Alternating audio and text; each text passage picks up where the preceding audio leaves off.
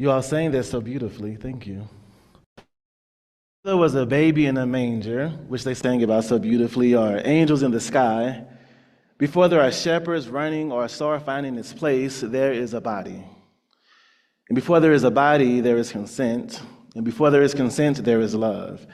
Again, not sentimental love, not polite love, not love reduced to a feeling or a vague sense of goodwill, but love that takes sides, love that disrupts, love that chooses risk over safety, flesh over distance.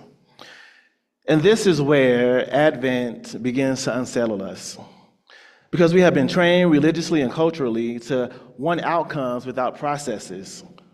Sometimes we want miracles without bodies and redemption without vulnerability. We want the baby without the womb, or the joy without gestation, the promise without the cost. But Advent insists that love does not arrive fully formed. Love arrives slowly. Love arrives vulnerably.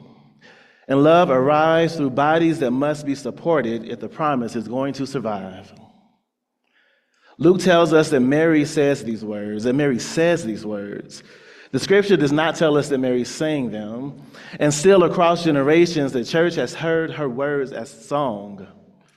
Not because we have been careless with the text, but because we are paying attention to what her words actually do. Mary speaks and the world is reordered. Mary speaks and power is exposed. Mary speaks and joy breaks loose. Now this speech, this proclamation we call the Magnificat, it's not quiet. When you read that, it's not quiet or timid, right? It's not neutral. And it's not tame. I like this verse. I like these verses. It's not tame. It's a little wild. Mary rejoices. She rejoices while pregnant, while poor, while under empire.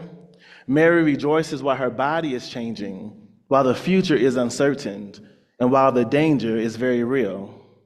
And that's important, because Mary's rejoicing is not denial. It's not bypassing pain, and it's not pretending that everything will be easy. Mary's rejoicing is born from alignment. And alignment is not accidental. Alignment is not passive.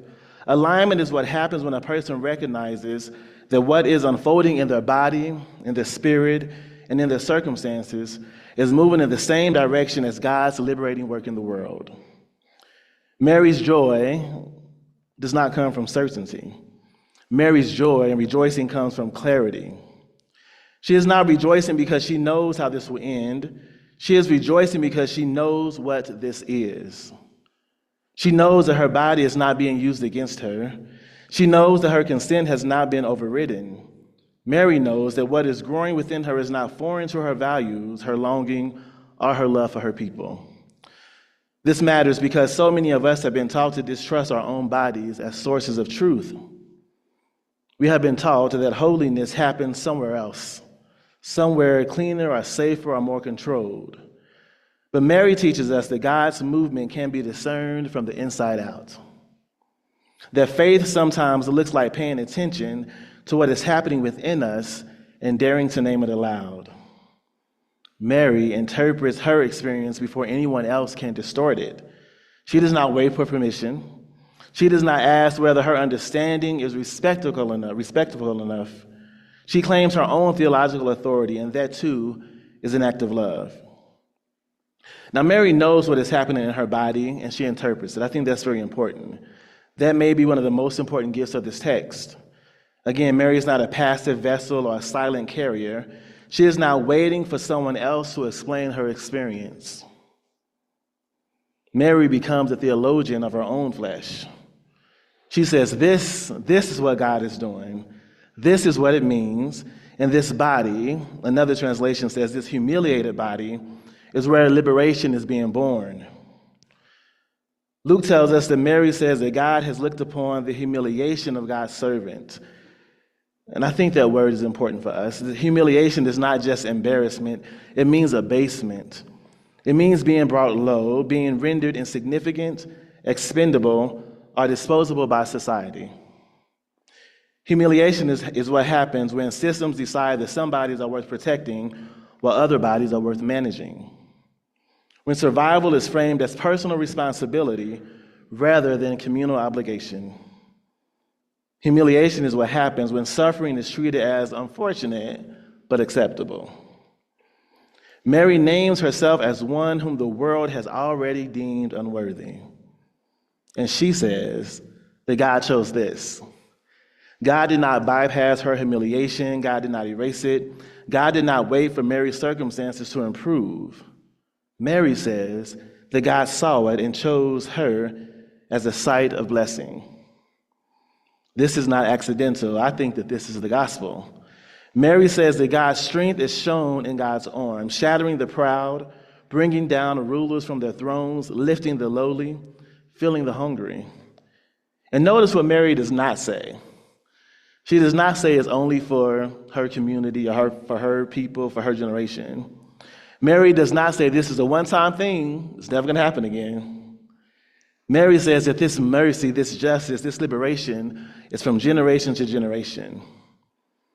Liberation is not episodic. Justice is not some trend. And love is not a seasonal concern. They all are ways of being in the world. And it comes through the scandal of our faith, this justice, this liberation, this love. It comes through a body.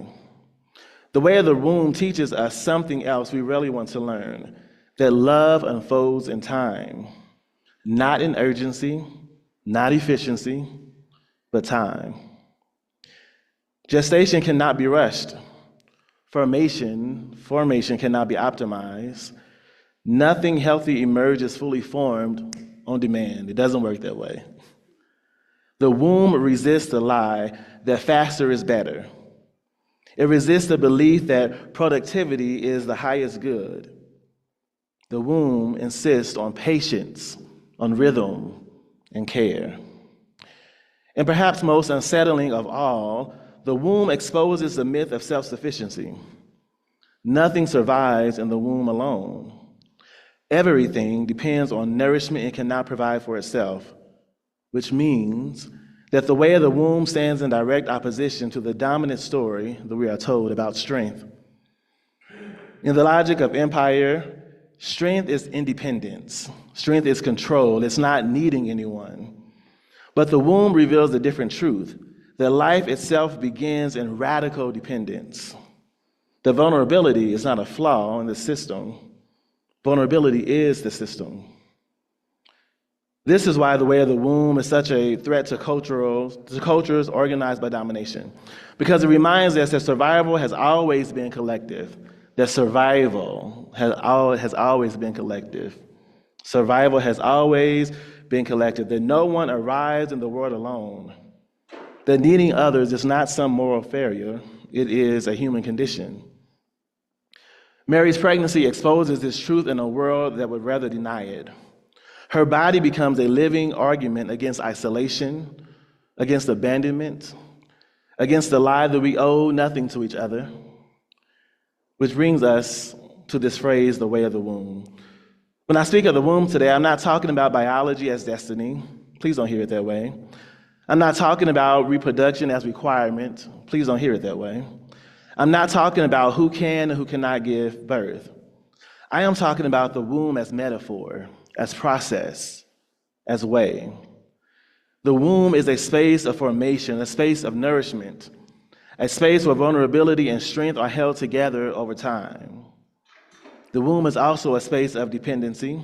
Again, nothing survives in a womb by self-sufficiency. Everything in a womb depends on protection, provision, and patience, which means, again, the way of the womb stands in direct opposition to the myth of independence our culture prizes. Also, the womb is not pitch black. Science tells us that while the womb is dim, it is not total darkness. The light filters through the skin and tissue. The shadows move. Contrast is sensed, light and dark. And even there in the womb, something is aware, something is responding and becoming. Which, again, reminds us that darkness is not absence, blackness is not evil, and waiting is not failure. Sometimes darkness is where love learns how to breathe. Mary, good old Mary. Mary is reminding us of that truth. Again, Mary is pregnant and poor, displaced by imperial decree. She is on the move while her body is changing. Mary needs shelter and care and support. Again, it's not a sentimental story.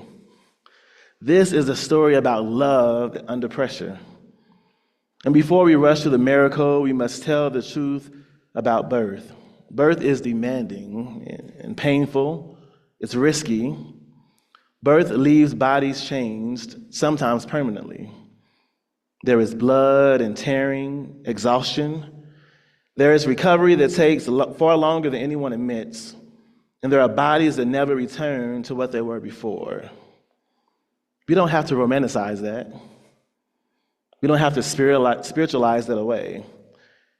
And even in the midst of this, Mary is still rejoicing. Not because her risk disappears, but because her risk is not meaningless. Mary's rejoicing does not cancel her danger. It names the direction of God's movement. And we've talked a lot about Mary. Can I talk about Joseph just a little bit? Mary's yes did not stand on its own. Her courage does not require explanation. Her faith does not need justification. Her yes is costly all by itself. So we wouldn't have to talk about Joseph in comparison to Mary's, but I want to talk about Joseph a little bit. But Mary's yes creates this ripple. Because whenever love takes flesh, it does not remain contained in one body. It demands response. It asks something of the people nearby. It exposes who is willing to risk alongside of it and who is not. And this is where Joseph enters the story. Joseph is not required for the miracle. God does not need Joseph's permission.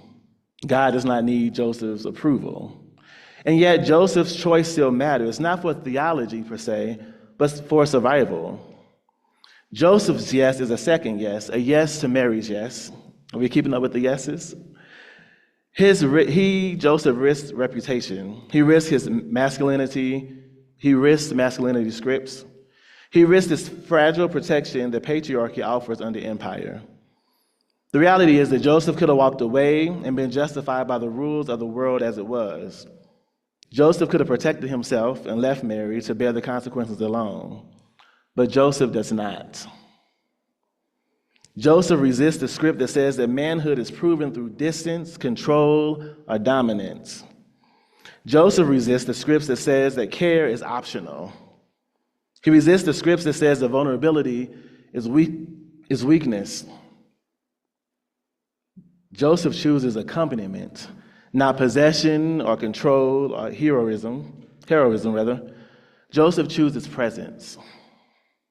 He bears a risk that is not biologically his, but becomes morally his. And that's not small. We don't have to leave Joseph out the story. Joseph shows us a masculinity that refuses patriarchy without disappearing from responsibility. A masculinity that does not need to be centered to be faithful. A masculinity that understands love is proven not by authority, but by proximity. And this matters now because accompaniment is still the difference between survival and abandonment. Because people are still being asked to carry impossible futures alone. Because the question of who will stay is still a matter of life and death. And still, Joseph is not alone either. Because this story is not just about Mary and Joseph, it's also about all of the people we never hear from. The ones who offered water, the ones who gave directions, the ones who allowed them to rest even for a moment. The ones who looked the other way when rules would have made things go worse. The ones who did not ask too many questions. The midwives, the neighbors, the strangers who became temporary shelter. Now, our sacred text does not name them, but without them, the story does not move forward.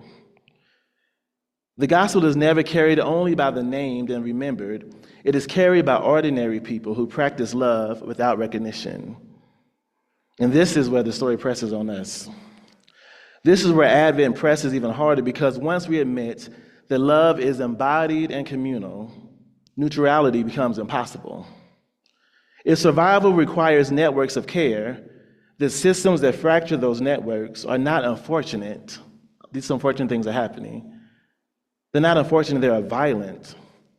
Neglect does not look dramatic. It does not announce itself with cruelty. Neglect simply withholds what is necessary and calls the outcome inevitable. It tells people to endure what no one should have to endure, and it asks bodies to absorb harm quietly. When we allow housing to be treated as a commodity rather than a necessity, that is neglect.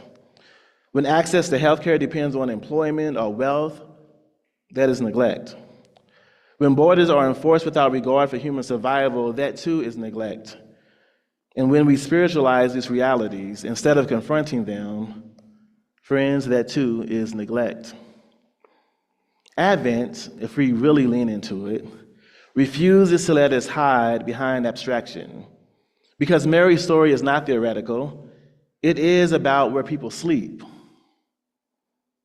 what they eat, whether someone stays or walks away, and whether care is extended or withheld.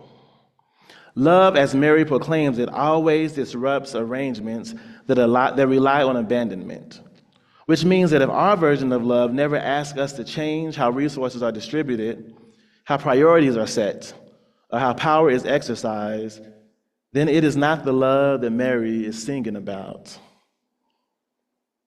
And again, this pressure is not abstract, it's not merely personal, it's not about whether we feel compassion in our hearts, it's about whether love is allowed to take shape in public. Because when love becomes embodied, it does not remain private, it's not something we just do behind the scenes. Love enters systems, it collides with policy, it exposes priority, it asks not only what we believe, but how we organize life together. And this is where many of us can grow uneasy. Because it's one thing to say, God is love. And it's another thing to ask who benefits when love is reduced to an idea instead of practice as a discipline. Who is protected when love stays emotional rather than material? And who survives when love is allowed to remain optional? Mary's speech or Mary's song does not hover above the world, it lands in the world. If love is incarnational, then bodies matter. It matters where people sleep, what they eat, whether they receive care, whether they are accompanied or abandoned. It all matters. And when things are withheld, not accidentally, not temporarily, but systemically, that is not neutrality. Neglect is not neutral or passive. Neglect is a decision to let harm continue without interruption. To leave people unhoused in a world of excess is neglect. To deny care while claiming moral high ground is neglect. To criminalize survival while calling it order is neglect. To tell people to be patient while refusing to change conditions is neglect. To follow Christ is not merely to admire Jesus. It's not to enjoy the stories, but it is to pattern our lives after the way of God revealed through Jesus. And when we pay attention to that pattern, one thing becomes unmistakably clear if we are paying attention to the pattern in the stories of the Holy Text.